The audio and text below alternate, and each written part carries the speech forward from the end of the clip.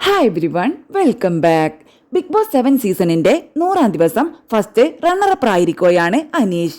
അനീഷിന്റെ big boss വിശേഷങ്ങൾ ഇങ്ങനെ. അനീഷിന്റെ ഫസ്റ്റ് ഇന്റർവ്യൂ ആണ്.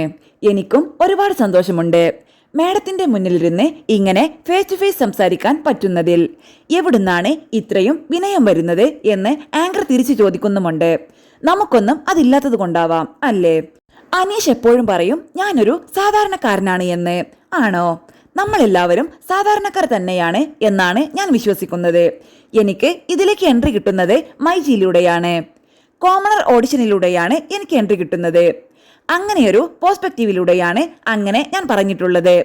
അപ്പോൾ ആങ്കർ പറയുന്നുണ്ട് 3 പേരെ ഒഴിച്ച് ബാക്കിയുള്ളവരൊക്കെ സാധാരണക്കാർ തന്നെയായിരുന്നു. ഇപ്പോൾ അനീഷ് ഒരു സാധാരണക്കാരനാണോ? ഒരുപാട് സന്തോഷത്തോടെ എനിക്ക് ഈ ചോദ്യത്തിന് ഇപ്പോൾ മറുപടി പറയാൻ സാധിക്കും. കാരണം ഞാനിപ്പോൾ വിശ്വസിക്കുന്നു. ബിഗ് ബോസ് പോലുള്ള വലിയ പ്ലാറ്റ്ഫോമിൽ എനിക്ക് എത്തിപ്പെടാൻ കഴിഞ്ഞു. അതിൽ 100 ദിവസം നിന്നു. റണ്ണറപ്പായി കഴിഞ്ഞപ്പോൾ തീർച്ചയായും കേരളത്തിലുള്ള ആളുകൾ എന്നെ സ്വീകരിച്ചിരിക്കുന്നു, നെഞ്ചോട് ചേർത്തിരിക്കുന്നു എന്നുള്ള ഉറപ്പെനിക്കുണ്ട്. അതുകൊണ്ട് തന്നെ പുറത്തിറങ്ങിയാൽ തിരിച്ചറിയുന്ന ഒരു വ്യക്തിയായിട്ട് മാറിയിട്ടുണ്ട് എന്ന് ഞാൻ വിശ്വസിക്കുന്നു. അങ്ങനെ നോക്കുകയാണെങ്കിൽ തീർച്ചയായിട്ടും സാധാരണക്കാരൻ എന്ന് പറയുന്നതിലുപരി 4 ആൾ അറിയുന്ന ഒരു സാധാരണക്കാരനായിട്ട് മാറിയിരിക്കുന്നു. അതിലെനിക്ക് അഭിമാനമുണ്ട്. ഇപ്പോൾ ഞാൻ വിശ്വസിക്കുന്നു എന്റെ തൃശ്ശൂരൊക്കെ നടക്കുമ്പോൾ ആരെങ്കിലുമൊക്കെ തിരിച്ചറിയും.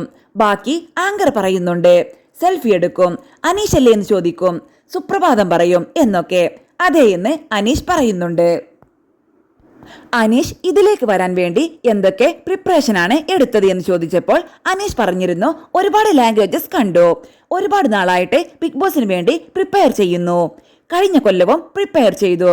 ഇതൊക്കെ വളരെ ആഗ്രഹത്തോടെ ചെയ്യുന്നതാണ് ഇതിൽ വരാൻ വേണ്ടിയിട്ട് അല്ലേ?